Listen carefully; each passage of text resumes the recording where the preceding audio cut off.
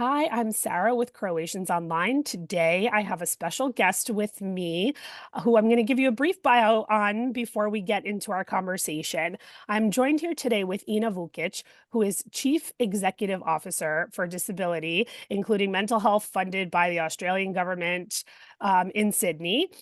She has a Master's of Psychology, 2 university degrees in psychology, and a postgraduate degree and all her degrees come from the University of Zagreb, University of New South Wales, and University of Sydney.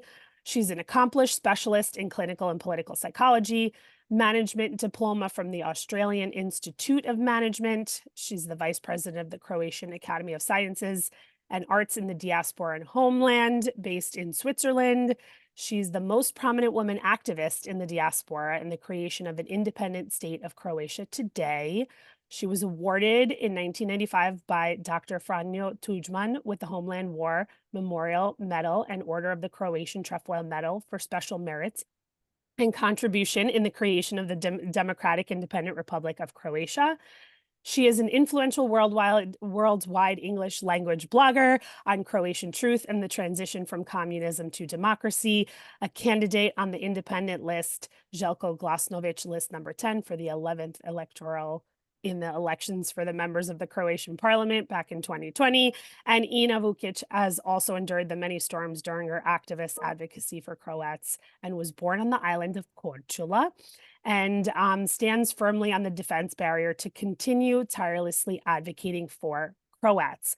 What a wonderful history you have, Ina. Thank you so much for joining us here at Croatians Online. You have done such amazing work for our country. And we're really excited to talk to you about your journey, your work, and just everything that comes along with the work that you do for our diaspora as well, and the people in the diaspora too. So I want to first ask you about your journey and how it led you to where you are today. Thank you, Sarah. The journey has been full. Mhm. I think I'm not unique in that sense because, Croatians, especially from families that fled communism, stayed active and had a parallel double lives. Really, we've all lived a Yes. double, so we've all been quite active. So mine is, maybe I might be among the top of not of the committed, because truly I was committed. So along with working, bringing up child, working a responsible job in Australia, I also did the same time, night, weekend for Croatia. So how it led is my dad fled Yugoslavia in 1956, and that was when the borders were closed of Yugoslavia. So we joined him in 1962. My brother, sister, myself, and with my mother, we joined him in 1962 when the borders relaxed and we were able to get out sort of normally, even though it was still under secrecy, sort of. So, and my dad comes from the stock of World War II Home Guard. He was conscripted into the army. It was a home guard, so he was an officer in the Domobrani Home Guard, and it did not accept fully at all. Eventually, the communist system, so he fled. So here in Australia, we were among many. And we got to Australia at the time when the Yugoslav secret intelligence service, UDBA, had started to blacken the Croatian name. So we arrived in Australia at the midst of all sorts of allegations of threats of, false allegation, Croatian threats, bombings, I don't know, terrorist activities, insinuation. So there was this picture of Croats being built, really in a bad light. And that sort of made me more, I guess I was a teenager, made me more resilient and more willing to fight Yeah. for freedom, Yeah. basically. Yeah. Because my dad has fled because by refusing to join the Communist Party. What young people may know, he refused over the years after the war to join. So it ended to the point that he was a stonemason. He Wow. had no work. Wow. So he was given no contract. Mhm. So he had no options but to flee, But to leave. right? So this Mhm. was how that oppression sort of turned there. Anyway, so this is when I came. So it's quite interesting that in 1964, I think it was around this time, or August 1964, I was a young immigrant in Australia, Mhm. and I was in high school. Mhm. So, and there was this speech by Sir Robert Menzies, who was Prime Minister, one of the longest Prime Ministers in Australia, Mhm. who, because of the pressure that had anti-Croat, and that's well, we know who was behind it, UDBA and all that, but also there was a lot of animosity from extremist Serbian, I think, community, that he uh, in Parliament gave a speech which can be found on, Hansard or Mhm. Sir Robert Menzies' speech in August 1964, whereby he says, so he had a need to say that he would expect Croatian immigrants to continue fighting for Mhm. freedom from Yugoslavia, Mhm. and that they are welcome to do so as long as they do it within the confines of laws of Australia, that they don't break any Australian laws. Mhm. So Mhm. that was a bit of an encouragement, but Mhm. that kind of slur sort of continued, and there was a sort of when I ended up at university in 1967, in, I was asked, it was usual in Australia to ask someone, and where do you come from? Where does your family come from? Mhm. Mhm. So, I'd say I'm Croatian. Or, that was just, no, I said, hang on a minute. I'm quite normal. I'm Mhm. quite Mhm. normal. I'm just Croat. That's all. Yep. So, it was sort of that. But anyway, so then uh, coming from a family as I did, there was a rise in the Croatian Spring in the movement to gain more autonomy within Yugoslavia for Croatia. So as soon as I almost finished my degree, which I finished when I came back later, I went to Croatia in 71, Mhm. just prior to and wanted to study there. I was sort of wanted to contribute to the Croatian Spring fight for further autonomy and freedom. So I did. I did a degree there, and I lived there. I was among the student protesters. So you really saw a lot during that Yeah, time, which was a very that's right. heightened time. The student Mhm. Mhm. movement was great. And then I started working there in 76. I did a specializing psychology degree in Zagreb, which was quite well renowned. It's called one subject, it was specialization in psychology. And then I started working there in 76. And I worked as a school psychologist and pedagogue there. And there was an increasing pressure to join the party. This was like Mm. my dad, the same story, Wow. like Repeated itself. 30 years Mhm. before, or Mhm. whatever. So I lasted for 4 years working, saying no, not yet, not yet, Wow. I'm not ready, I'm not ready. And then I left, came back to Yeah. Australia. That was Mhm. when I did the master's degree at Sydney in psychology, and I started working as a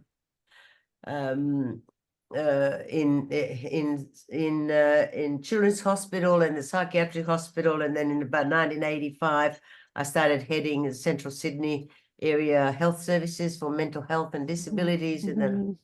sort of was part of the government committee to close institutions, which happened, was similar what was happening in the United States. the closure of institutions Mhm. and setting up of community residences and stuff like that. So I was part of that government committee, and at the same time, yeah, I was, active in promoting and writing and attending meeting, being a member of the organizations, Croatian, on the more of the political freedom sort of path. Mhm. And of course, in 1989, it was just all erupted. We Yeah. all joined the movement, and it was, Mhm. I became, very active there, quite important Mhm. in raising funds, in lobbying for Wonderful. recognition, Mhm. for, so it continued. So it continued all the time. So it was quite intense, and I worked at the same time. So uh, what That's can the I say? part. Yeah, Yeah, after that's the after part. after all, pardon? No, I was going to say that's the part. You were doing it all, it sounded like at once. Yeah, It was yeah, very yeah, hard working, activism, like that's not easy to do when our days are yeah. only 24 hours long. So I That's can imagine no, how no, hard that yeah. And was. blogging I started. It was it started in 2011. Hmm. Blog in my blog in English, and that the way that started is I have a daughter, right, who's was born in Australia, who's Hmm. and she had Australian friends and Croatian friends and whatnot. They were at university and high school and whatnot, and they would read the press, the New York Times, the Hmm. London Times, the Hmm. Sydney Morning Herald, or whatever. They would read the press about Croatia, and they would read it and start discussing the in my home or Yep. whatever. Yep. And I said, hang on a minute, that's not the way it happened. So Hmm. this is a lie. This is a half truth. This is misinformation. Yeah. That's not what occurred. Hmm. So they said, well, guess what, Ina? You should start a blog in the Hmm. English language for Hmm. people like us. Can read it People and like understand us who and don't, learn. pardon? Yes. Yes. So they can Yeah, understand it and learn. Yes. that's right. Yeah. Hmm. So I did. And that was at the time when the Croatian generals were at The Hague.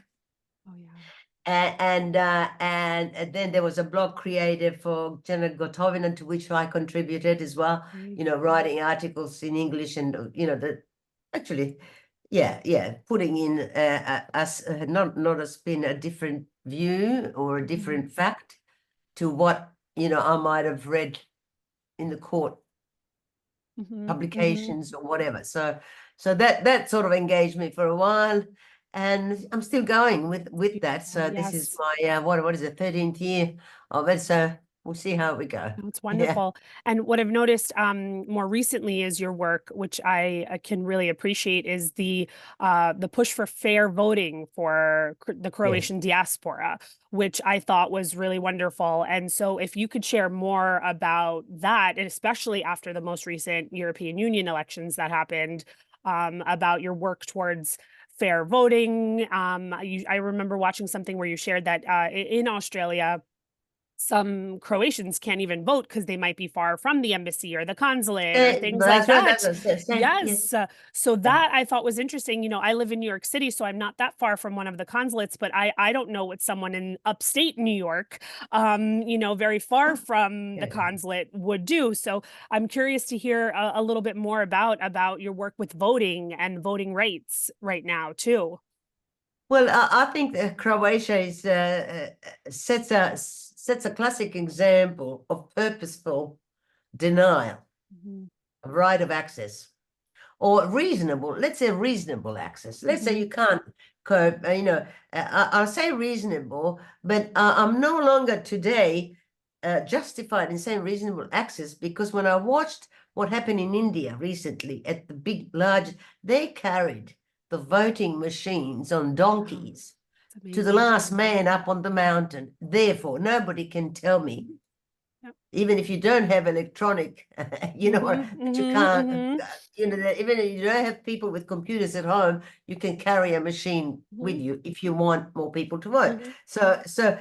So what has happened for the last, more than 6, 7 years, until about 2010, until 2010, your listeners and your viewers might recall that in the 11th constituency, that is diaspora plus Bosnia-Herzegovina, which is the so Croats outside Croatia, in the diaspora part, we could vote at the embassy, at the consulate, at a Croatian club, even a Croatian center, Catholic center.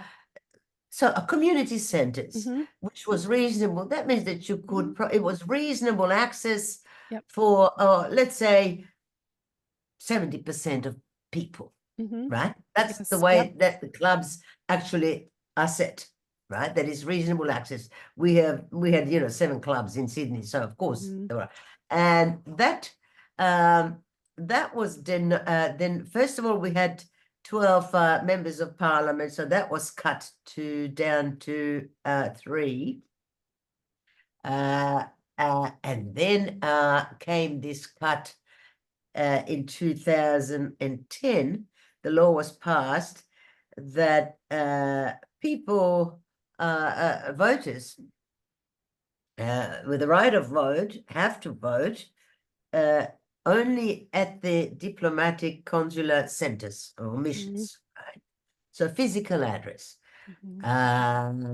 So which meant that the reasonable access was brought down to maybe 20% or 25, right? From 70 to 25. Wow. Right. That's Because drastic. Sydney, for instance, Sydney consulate covers 3 states in Australia: Northern Territory, Queensland, Wow. and New South Wales, right?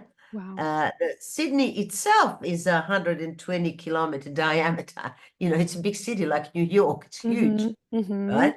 So that is, but let alone if people from Brisbane or Queensland, they would have to fly or drive 12 hours. That's Or Northern wild. Territories, forget it. So they know that. But the odd thing is the same had happened in Canada, where for a good while you didn't have it in Western Canada, in Vancouver or whatever. In America, you had it in New York, but you might have had it in Los Angeles, but other people just distance, it's just impossible, right? And they kept rejecting the approaches for electronic and postal voting. So that was there's basically no political will in Croatia. Whatever that springs from, the popular view is that the diaspora is more conservative and right-wing politics, right? And the first idea that came, this is very interesting, that the idea to cut the polling places and confine them to the embassies and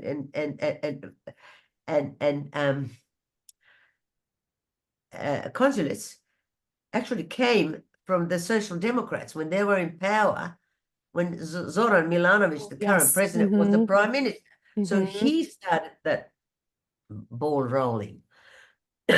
Sorry, I do have a bit of a cold. It's winter here. Yes. It's and then it was ascended to parliament by the Hadezir government, the woman that was in it. Whether that is, the assessment was that because there's a lot of voters, people think that we are insignificant, but we're not, because the last publication of the Constitutional Court in Croatia of last year was that there was 978,000 eligible voters living outside of Croatia. Oh, so yeah, I that's believe that. that's now it's more than 1 million with the people that have gone out. Yes, the recent people who have left. Yes. That's eligible. That's the ones that are citizens and are over the age of 18. You know what I mean? So it's a big body. So we did. There was a group of us from the diaspora who took the matter. Oh, now this is the 4th year to the took the matter, complaint to the Constitutional Court in Croatia about changing the representation to get back more seats Yeah. in Parliament, to restore them to what they were, to 12 or at least 10, not 3, Mm-hmm. and to electronic voting, and to improve access, because voting or suffrage, so that's some kind of equality at voting, is a human right in accordance with the Mm-hmm. European Union human rights charter. Yep. Yep. Right? So voting, Mm-hmm. suffrage, so equal rights is a human right. Yes. We didn't get any reply. So the law is in European Union, if a constitutional court or any court does not reply or does not look at your case, your claim, within 2 years, Mm-hmm. then you have a right to automatically take it to the European Union, to the Human Rights Court, right? Oh, wow. Yes. Yeah, Mm-hmm. because the human rights, when you have put a claim in the European Courts of Human Rights, you have to prove that you've been to a court in the country involved, in this Mm-hmm. case Croatia, and Mm-hmm. that you're not happy with its decision. Mm-hmm. Then European Court will look at it. You Yep. can't go directly to the European Court, only in the case if you can prove court in the country has not dealt with your case at all, Mm-hmm. within that time. So we took that to the European Union Court that was last year. And the European Court had replied that it will actually process the case. Wow. Within a week of that, the Constitutional Court in Croatia gives a decision on the case to Mm-hmm. stop it from going to European Union, Interesting. Mm-hmm. saying that it has no jurisdiction now. If our complaint was, which was, that it is against the constitution of Croatia, the electoral law on elections was, in breach of the Mm-hmm. constitutional Mm-hmm. rights, Mm-hmm. then the Constitutional Court should be able to deliberate on it. Yep. But it said it doesn't. So now we're in the face of who does. You know what I mean? Mm-hmm. So I have had meetings with the Electoral Commission in Croatia. We have a group of people who are dealing with that, but it is obvious that there's just no political will. Because Mm-hmm. any country, as I said, I look at poor India, and when I watch the news, those poor people going on Amazing. donkeys carrying Mm-hmm. those machines, voting machines, up the mountains or Mm-hmm. whatever, then what are we doing? We have a regular I have asked, at least, for instance, I have asked the Electoral Commission in Croatia, who is responsible for the setting up of voting stations, to consider placing it on places where regular consular days are held. Mm-hmm. Like you have consular days Yes. where there's no consular, and they're refused. They Wow. said that's it. And yet, in the same electorate, that is Bosnia and Herzegovina, they're not at all in the consulates. They are in schools, and look, there's Mm-hmm. or Mm-hmm. so obviously it's something akin to gerrymandering, but it's not gerrymandering, but it's in a sort of a very sophisticated way, ensuring you have the numbers from there where you think you have the numbers. Right. So this is totally, when they talk about, just elections, and that's just, as far as we're concerned, is not, because it's just Mm-hmm. impossible to Mm-hmm. vote for Right. most. It's easy for me. Mm-hmm. Last time I complained to the Electoral Commission before these elections in April. I complained about that. Mm-hmm. Months ahead, please make sure that at least in Australia, for instance, Brisbane has one, because Right. it's regular consular days every month. And, Mm-hmm. and the country can apply to have a consulate for a day for anywhere, for Mm-hmm. those. But so they said, no, they can't, they can't do it, And they said, well, we hope you get to vote. And I just answered, I said, look, it's not, I'm 10-minute drive away from the consulate. Right. I'm not fighting for myself. Right. It's for the others that don't have as much Everybody's access. right, Yes. but Mm-hmm. is it the single mind, the simple-mindedness Yeah. and just idiocy of that just mind-boggling, Mm-hmm. just Mm-hmm. mind-boggling, Yep. But I'm hoping that people have lost the will to vote, but Mm-hmm. they should. It does make a difference. People say we don't have. You always have someone to vote for. Yep. You Yep. always do, Mm-hmm. and if we stop having our say in what's happening, it doesn't matter if we lose. You have your say. Mm-hmm. It Mm-hmm. it has Yes, weight. I agree. Our voices matter. Mm-hmm. Yeah. Yes, yes. And I think that's actually an interesting point. And I think it brings me to another question of, as I've been working with reaching out to people who are in the diaspora connected to Croatia, I often find that people might feel like, like you shared, Croatia doesn't maybe want to hear our voices, or some people are like, well, why does my voice matter? I don't live there. So my question for you is, why should people who have left Croatia or are living outside of Croatia with roots to Croatian or citizens, why should they be paying attention to voting and getting involved? And a second part to that question is, why should the Croatian government care about us in the diaspora as well? Well, there's several reasons why. I guess the most obvious reason is it is a citizenship right, Yes. Mm-hmm. right? It Mm-hmm. is a right. If you're a Croatian citizen, you have that right if you wish to exercise it. Elections are not, voting is not compulsory in Croatia, right? Like it is in Australia. You have to vote, otherwise you pay a fine, Mm-hmm. right? Mm-hmm. So it is your right if you choose to do it, and it is the government's duty to ensure that you have fair access. Right now, second thing would be the world is so fluid these days that you don't know where you're going to end up. You don't know where your grandchild is going to end up. Mm-hmm. You don't know, and if you have an interest in somewhere where you think, one day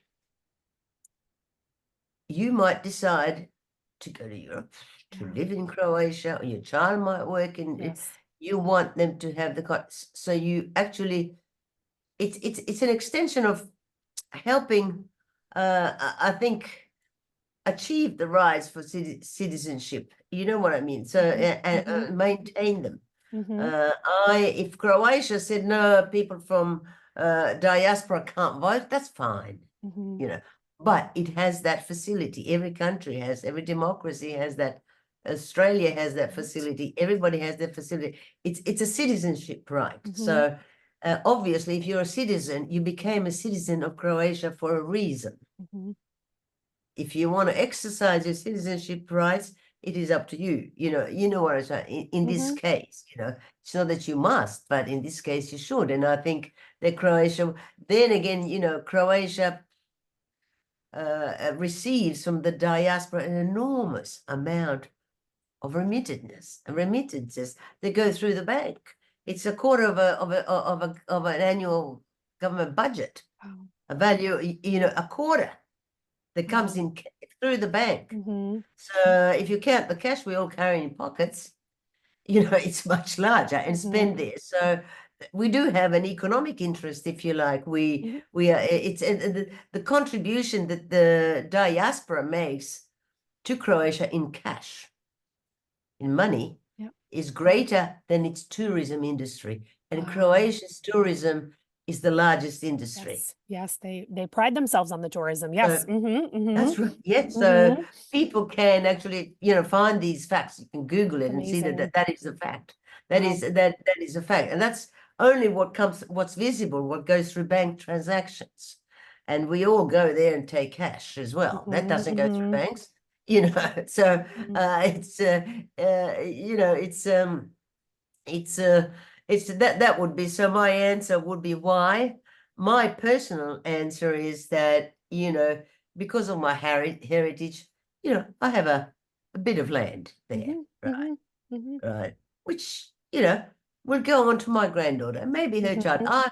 I now see people through my blog who were fourth or fifth generation and are asking me how they can become citizens of Croatia. Yes. But it's become Croatia is wonderful. Yes. You can you can work, in Paris, or you can work in Yes. Vienna and live in Croatia. You fly on the weekend, or many Hmm. people travel for a couple of hours here in Australia to work. Yes. Yes. You can do that.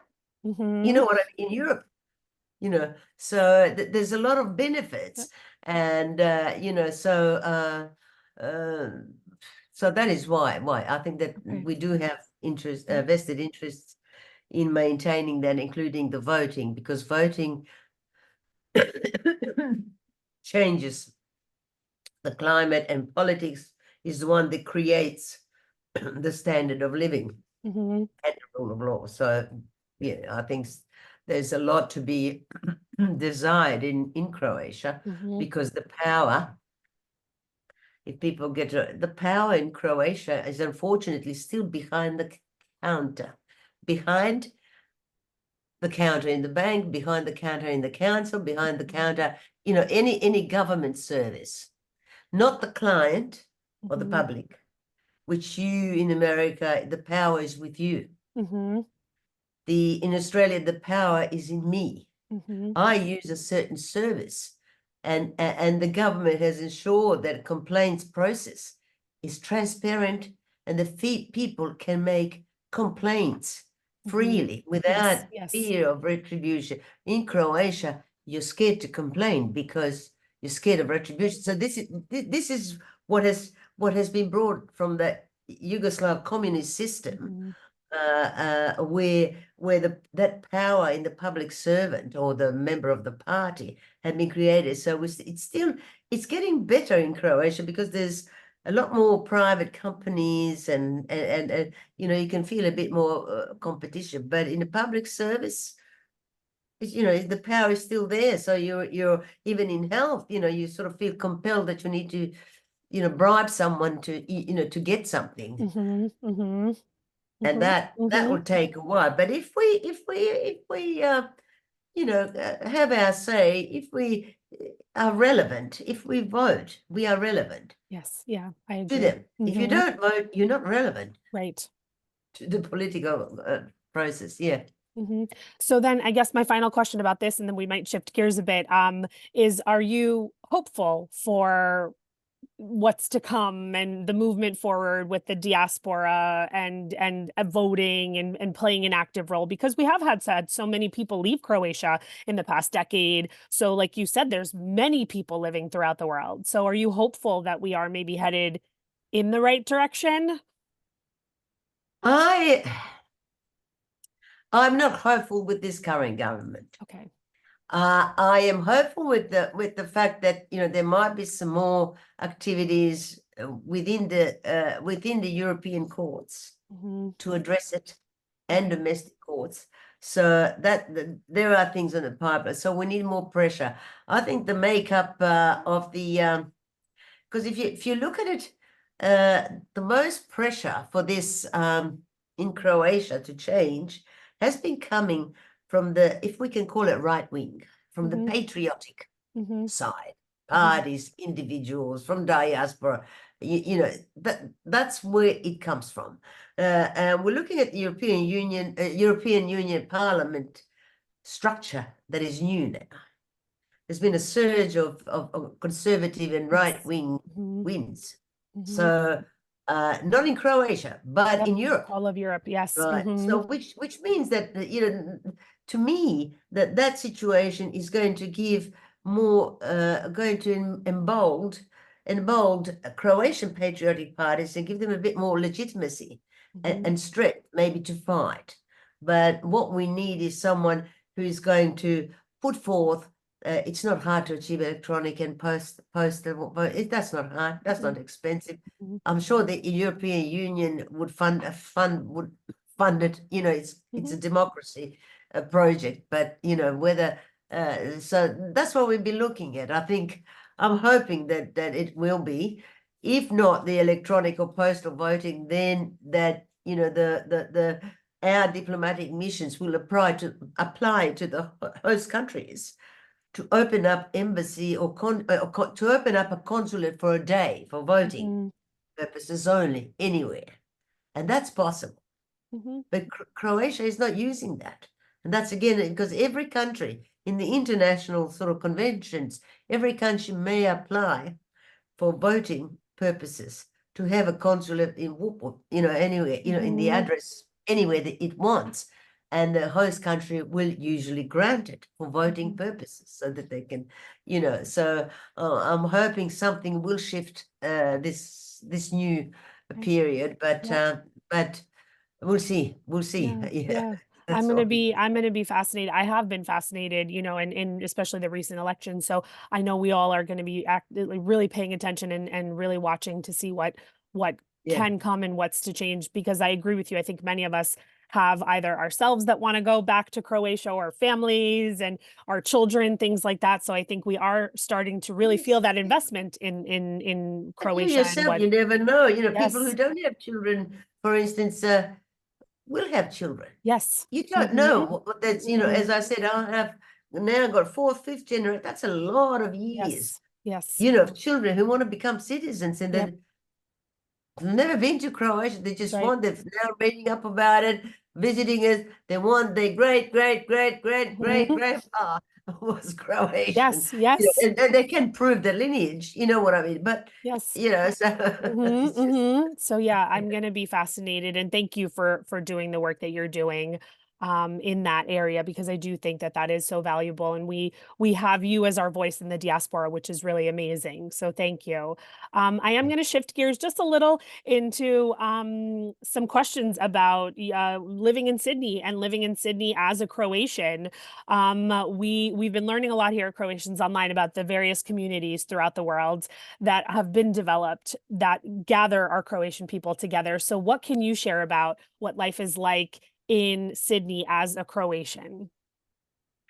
well, uh, I think Sydney is wonderful. Um, it's a little bit quieter after what happened in Sydney is that after the pandemic, of course, everywhere is a little bit Mhm. quieter. People Yes, have gotten sort of used to being at home, yes. you know what I mean, and Hmm. got lazy a bit. But Sydney used to have 7 clubs, Croatian clubs. No, it's got 4. Wow. Um, and we've just opened a new one last weekend, a big one, because the old one was sold, so they built a new one. Mhm. Um, it's uh, we got our organizations, we got our, so it's it's it is the same community and also churches. So it's I think it's in the last year and a half, it's sort of returning because Oh. Sydney was one that was without one of its major clubs because it was sold for about 3 or 4 years, right? So those Hmm. people got some went to the Yes. existence and didn't go anywhere. Then we had the pandemic, Right. but it's uh it's not as it's not as um, lively or as frequented as before the pandemic. How can I? So Hmm. if you have Hmm. for instance, if I organize an event, before, then you might have, hundreds of people come, and now you might have 200. You know what I mean? Or some Yep. charity event or some concert. What it differs. You know what I mean? So we're just watching that about attending. As far as church is concerned, the numbers are great. Church community has grown and is steady. That has, despite the pandemic, it still gathers because they do all these events around the church and after the mass, and so that's good. But the clubs were struggling during the pandemic, as you can imagine. Hmm. So that's an economic, but otherwise, yes, we have, the studies, the Croatian schools, and Hmm. folk groups, and it's just, the kids attending school, learning languages, and I am on a committee, on of an organization that collects and will digitalize the history of Croatian community in Wow. Australia. Wow. So Yes. you know what I mean. So that's Mm-hmm. so we're getting into a new age, and it's because like in America, I think you probably have a lot of radio programs have been shut, or some newspaper Croatian press have been shut because it just wasn't viable and Yes. economically. Mm-hmm. You know, Mm-hmm. that's happened in Australia too. So we are looking in this new era how to I think how to connect, relying on the social media, but I somehow don't think we've got the platform yet that will connect people. Mm-hmm. You Mm-hmm. know, you might be entering you know, you may be entering that era where you will Mm-hmm. be successful Mm-hmm. because you know, forget about me. I've been there, done that. You know what I mean? You know, I can only assist. You know Mm-hmm. what I mean? Mm-hmm. Mm-hmm. You know, I can only assist and share my knowledge, and it doesn't have to, my experience doesn't have to apply or be relevant, you know, to what's Yes. happening today. But some will be relevant, and but I think that we're still, there's been you know, there's been attempts to create some new organizations like physical Mm-hmm. associations. They haven't really, you know, gelled. They haven't really had a good start. So I'm not sure whether that is the pandemic. You know, the last 5 years have been, or since 2000 and beginning of 2020. So late 2019. So that's about 4 years. And Mm-hmm. that's a lot of A years lot of for a years. community. So we're hoping that this new club called the Concord, Mm-hmm. which replaces the old Croatian club that was one of the major clubs, will actually Thrive. get Yes. Mm-hmm. get people Yes. back That would that be it used to great. have, you know. Mm-hmm. So should I say, ask me in a year. I just I think might. I just might. I think the future is with your generation. I think Yes. you're gonna your generation, and then my well, is to find the niche and the content. The Yeah. content. Yeah. You know, you ask me a question, why should I vote? Mm-hmm. Anyway, so that's a content. There might be another content, you know, what is the Mm-hmm. value of culture? How do we, you know, do this? We can respect history and have it sit there, but what is it that we want to retain? So, Mm-hmm. and the communication mode is our communication used to be the press, you know, Yes. Yes. mine is digital, but Mm-hmm. people my age are, you know, maybe 30% are you know, digitally savvy. The rest Mm-hmm. are not, Mm-hmm. you know, Mm-hmm. so or electronically savvy. So that's Yeah, I think that's a fair point. And I think that this could be the start of something maybe new because of technology. I mean, in the past, you and I would never have been able to sat like this yeah, and had a yes, yeah, conversation. And I think this yeah, is amazing because it is uniting us throughout the yeah, world right now. And I yes, hope that for Sydney,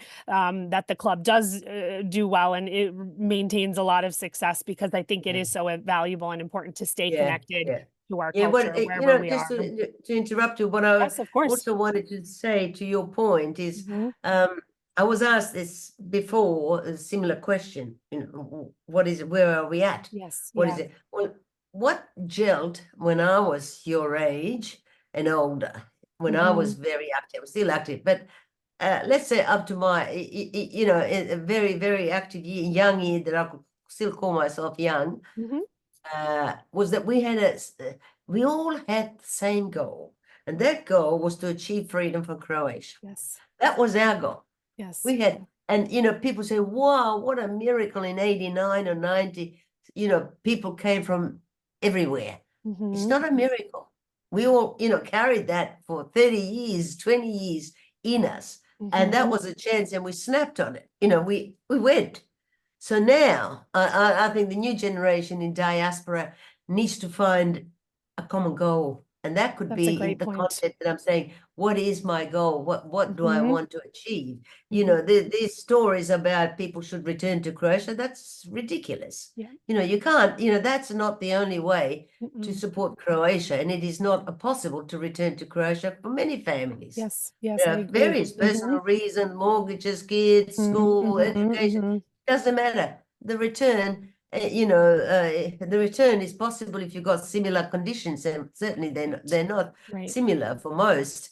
But so which way? What is your goal? Yeah, To find a common goal. that's What do we want to maintain, or what do we want to achieve? I love And that. then That's great advice. yes, To yeah. really get together and think about what that is now. Yeah, So I our love that. generation had the goal, as I say, and Yes, we fulfilled yes. it. Yes, you did. Yes, you Right. did. And Yes. we are thankful for everything that you all have done to pave Yes. that way now for us to be able to consider what we can do with everything you have Yes. done for us. Yeah. So wonderful. And now just a fun question. What's your favorite part of Croatian culture? What's my favorite Favorite part of part? Anything, Croatian yes.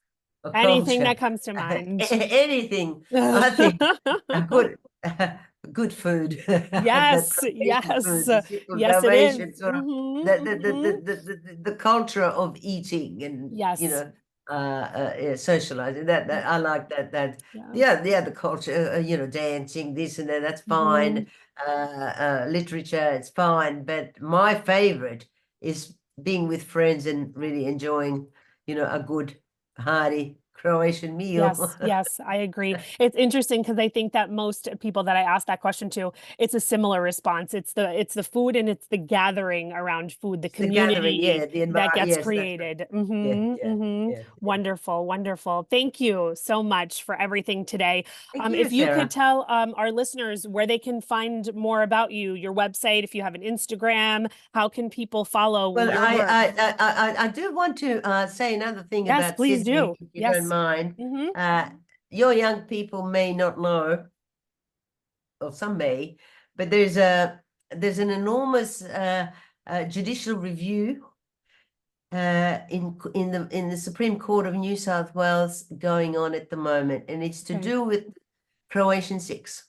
The Croatian Six are the six men of Croatian origin Hmm. who were framed, arrested in 79 for planning terrorist attacks against several sites in Sydney, including a water supply of Sydney. So they were arrested, and there was this man, Vukic, who turned to police and told that he was a part of a conspiracy.